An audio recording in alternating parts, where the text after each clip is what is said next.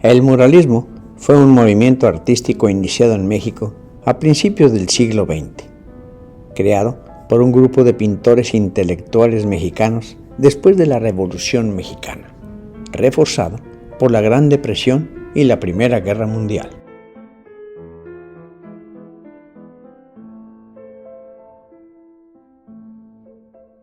El término muralismo o pintura mural se acuñó a partir de las pinturas realizadas en México. Estas obras fueron realistas y monumentales. Sin embargo, pintar en las paredes es una técnica antigua.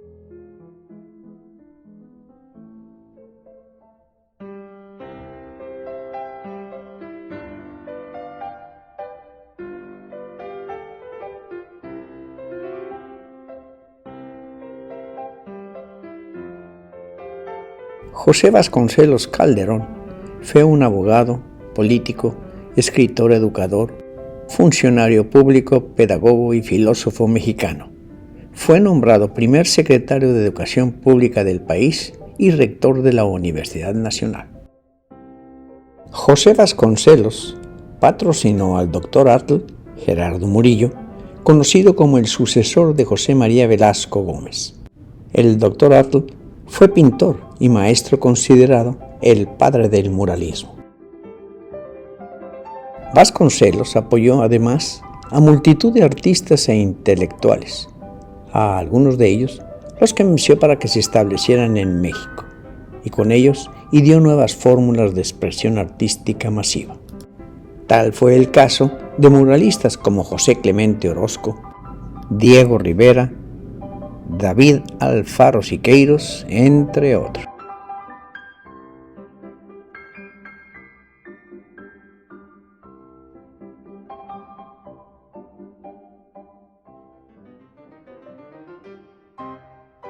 En esta ocasión estudiaremos algunas de las obras más significativas del arquitecto, pintor y muralista mexicano Juan O'Gorman.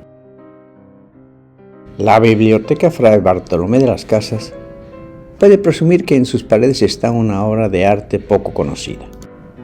Uno de los primeros murales de este pintor mexicano, la obra mural al temple sobre yeso directo, fue hecho cuando el pintor apenas tenía 20 años. Es una pintura que se extiende en 4 muros de la biblioteca y que mide 50 metros de ancho por unos 50 de alto. Su nombre es Paisaje de Azcapotzalco. Fue pintado en 1926 y fue realizado por el consejo de José Vasconcelos. Además, marca el inicio de la carrera de O'Gorman. El mural retrata cómo era la vida en la alcaldía y en ella se ven refinerías, montañas, ríos, un tranvía, edificios, un hotel llamado de los Poetas Pichones y otro lugar con un letrero que dice El Recreo de las Musas Nuevas. También tiene las cantinas y pulquerías, precisamente en 3 pulquerías de Azcapotzalco: Los Fifís, Entre Violetas y Mi Oficina.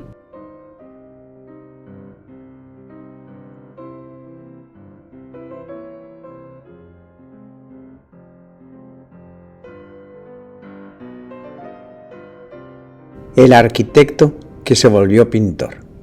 Entre 1931 y 1932, O'Gorman diseñó y construyó la casa estudio para Diego Rivera y Frida Kahlo en el barrio de San Ángel, conformada por 2 volúmenes independientes que se conectan por un puente que representa, según algunos, el amor que se profesaba la pareja.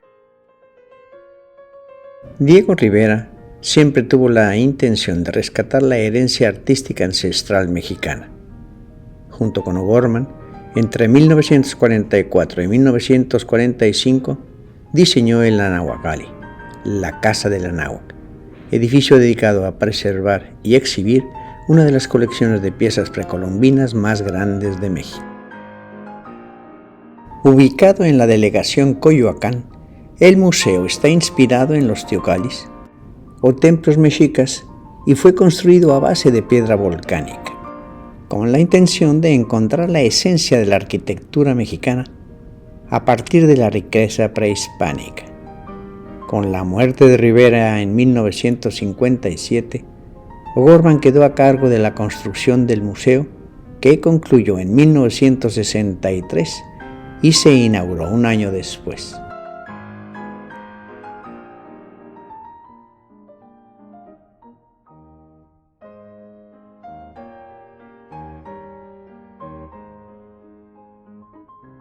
Juan O'Gorman nace en 1905 y muere en 1982. Fue un destacado pintor y arquitecto mexicano. Su obra pictórica más celebrada mundialmente por su creatividad, su técnica constructiva y sus dimensiones son los murales de 4.000 metros cuadrados que recubren las 4 caras del edificio de la Biblioteca Central de la Ciudad Universitaria, de la UNAM. El lado norte representa el pasado prehispánico, el sur, el colonial, el muro oriente, el mundo contemporáneo y el poniente, la universidad y el México actual. Este mural de 4.000 metros cuadrados, con pequeños mosaicos que, según se dice, O'Gorman consiguió en distintas canteras que visitó durante un recorrido por diferentes estados de la República, en los que buscaba las tonalidades perfectas, en los que sobresale el color azul, pues como no se encontró cantera en la tonalidad que el artista buscaba, optó por trozos de vidrio para lograr los tonos que buscaba.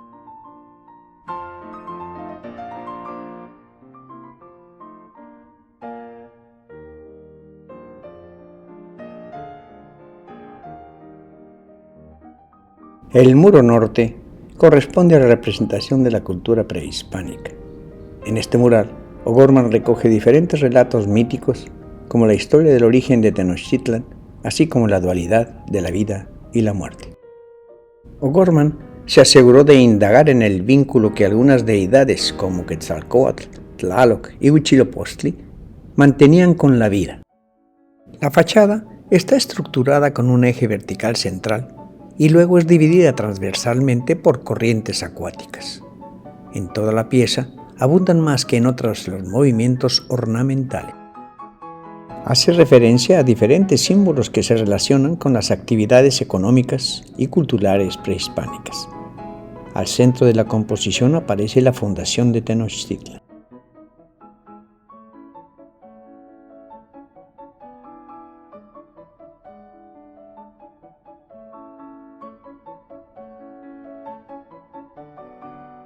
El muro sur se divide en 2 mitades, cada una con un círculo. En el medio, un eje que como una torre se erige para dividir el mural. Este eje central es una referencia a la Casa de los Habsburgo, que gobernaba en España por aquellos años. La iconografía del mural recoge una serie de referencias de la cultura europea, de la era de los descubrimientos, tales como el enfrentamiento entre la teoría geocéntrica de Ptolomeo y la teoría heliocéntrica de Copérnico. Asimismo, destaca la representación de Tenochtitlan y las figuras de los personajes históricos que marcaron ese periodo, entre los que se cuentan Hernán Cortés y Fray Juan de Zumárraga.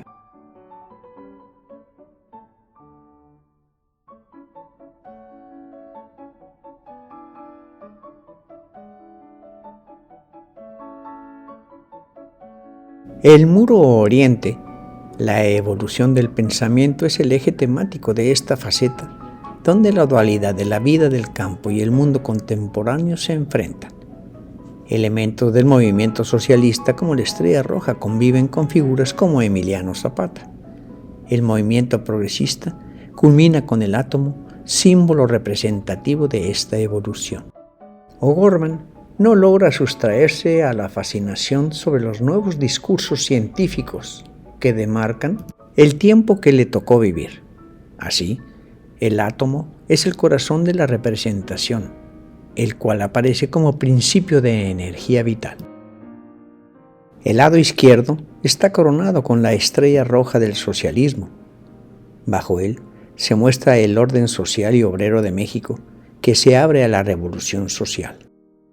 El lado derecho está coronado por un libro abierto, y bajo él, la representación del mundo rural que termina en la evocación de la Revolución Mexicana de 1910 y el retrato de Emiliano Zapata. Este retrato se encuentra frente a frente con la escena de la Revolución Socialista en el lado izquierdo. El muro poniente lo dedicó a la exaltación de la Universidad Nacional de México y lo que representaba el desarrollo del complejo arquitectónico. En esta cara del mural se resume la cultura nacional, el conocimiento científico, el ámbito deportivo y la vida estudiantil. En la parte central, por encima del paisaje del Valle de México, domina la composición el escudo de la Universidad Nacional Autónoma de México, creado en 1921 durante el rectorado de José Vasconcelos. Arriba a la izquierda, en las páginas de un libro abierto, aparecen las iniciales de la Biblioteca Nacional y en el lado derecho, a la misma altura está en un pergamino las de la Hemeroteca Nacional. A este respecto, vale la pena mencionar que en algún momento se propuso trasladar las colecciones de la Biblioteca y la Hemeroteca Nacionales, que se encontraban en edificios del centro de la ciudad, a esta enorme construcción de la UNAM. Sin embargo, una serie de cuestionamientos impidió el traslado. De ahí la presencia de dichas iniciales en este lado del mural.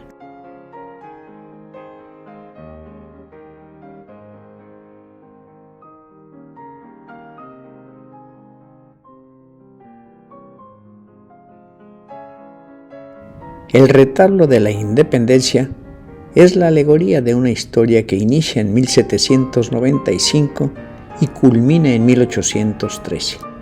La obra se desarrolla en 4 actos.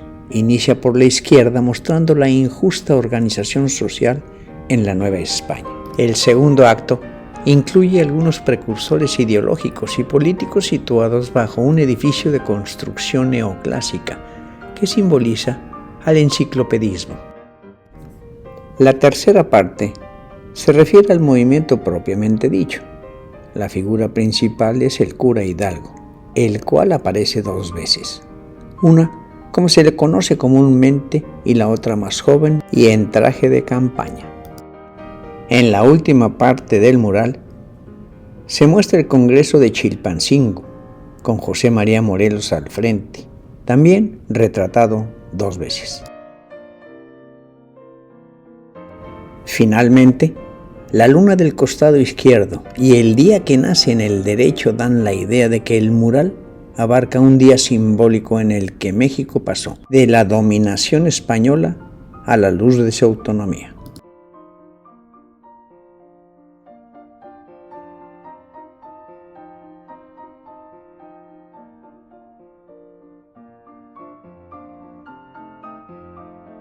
Para la realización de este mural, se le solicitó al autor que usara como tema el pasaje en que Francisco I. Madero salió del castillo de Chapultepec rumbo a Palacio Nacional la mañana del 9 de febrero de 1913. Del lado izquierdo se señala la traición del general Victoriano Huerta, quien encabezó el golpe de Estado contra Madero. En el cuadro se ve también al embajador de Estados Unidos, Henry Lane Wilson, quien colaboró activamente en este derrocamiento. Es él quien ofrece la bandera presidencial a Huerta para indicar de esta manera su intromisión en los asuntos nacionales de México y el premio que otorga al general golpista. Arriba de ellos se encuentran pintadas 2 hienas en posición de ataque hacia Madero, como símbolo de los 2 personajes mencionados. Debajo de Huerta y Wilson aparecen 2 figuras representativas del pueblo mexicano, un joven obrero de overol y un niño boxeador que anuncia la traición y al mismo tiempo se burla de ellos, demostrando así el descrédito del pueblo hacia los traidores. En esta sección también se encuentra ilustrada la miseria que la población seguía padeciendo. El personaje vestido con harapos parado junto a un revolucionario que sostiene de la mano a una niña simboliza a la nueva generación que creció en medio de la lucha. En la parte central, que es la más amplia, se ilustra el movimiento político que apoyó a Madero a través de las banderas y estandartes que porta la gente. La bandera rojinegra representa al grupo anarcosindicalista del Partido Liberal Mexicano, fundado, entre otros, por los hermanos Flores Magón. La bandera que lleva Madero es la que utilizó al salir del castillo, lugar que en ese momento era residencia presidencial y colegio militar. Los otros estandartes representan algunos grupos antirreeleccionistas. La figura del presidente destaca en el centro de la composición. Aparece rodeado por cadetes militares que muestran una actitud leal. A la izquierda se observa a una mujer del club político Hijas de Cuauhtémoc. También José Guadalupe Posada hace una aparición mostrando un grabado de Madero y junto a él se encuentra Belisario Domínguez, quien sostiene un texto que indica la fecha en que fue asesinado por pronunciar un discurso en la Cámara de Diputados contra la usurpación huertista.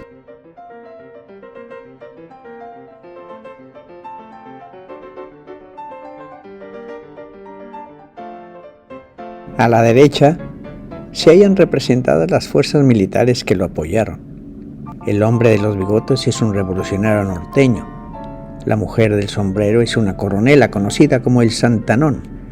Y el hombre que está junto a ella es un revolucionario del Ejército del Sur. Dentro del recuadro del costado derecho están ilustrados el hermano y la esposa de Madero, así como José María Pino Suárez. Sobre ellos 3 palomas, que también son una representación simbólica. A un lado puede observarse una familia campesina que parece acompañar a la señora Madero en su tristeza por la pérdida de su marido, asesinado por Victoriano Huerta, el traidor.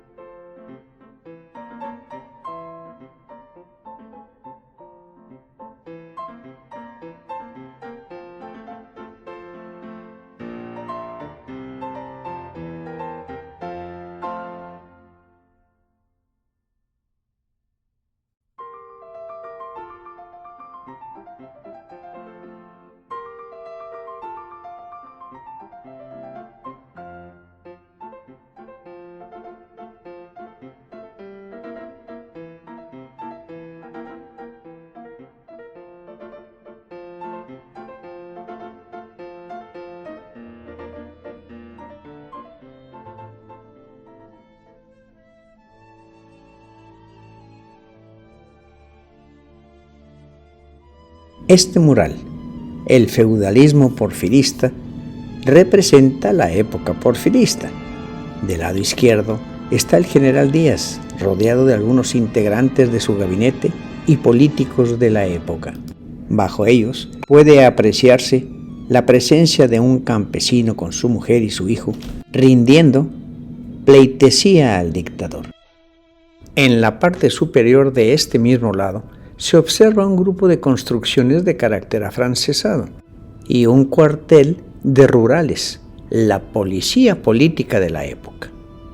Un grupo de campesinos se dirigen al lugar armados con machetes, representando los primeros indicios de la revolución. Del lado derecho sobresale una tienda de raya. Abajo se expone un campesino torturado por caciques y capataces. En esta misma sección se observa a un soldado que vigila la tortura, a una mujer que llora a quien puede ser su marido y a un hombre con una niña en actitud de derrota. El anciano detrás del muro aconseja callar, demostrando el miedo que tenía la población.